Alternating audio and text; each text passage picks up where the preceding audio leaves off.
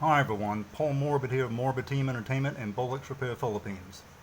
Going to show you how to change the crank arm on your Bolex H-16. In case you just got one, it's become damaged, or you just want to change one, never done it before, you're new to a Bolex, going to show you this quick and easy servicing, so to speak. All you do, lift it up. Make sure that this little elongated hole seats into this part right here, this long part. Just like that. And instead of cranking it counterclockwise, you're going to crank it clockwise.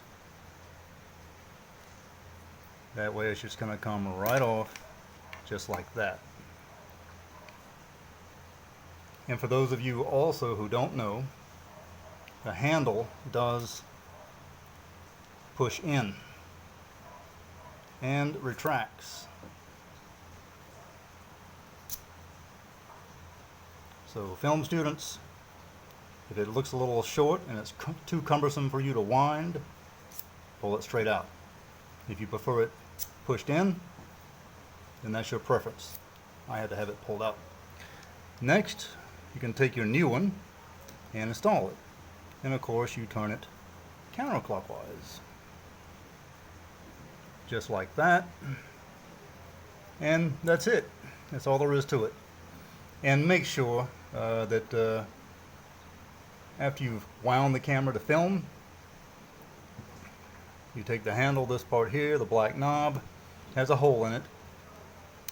And there is a pin down at the bottom of the Bolex located here under my pencil eraser, and you flip this and lock it down into that.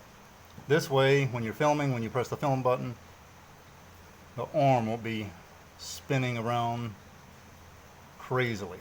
Alright? Do like and subscribe and comment. Click that bell and subscribe. Hope you've enjoyed this video. Paul Morbid of Morbid Team Entertainment and Bolex Repair Philippines.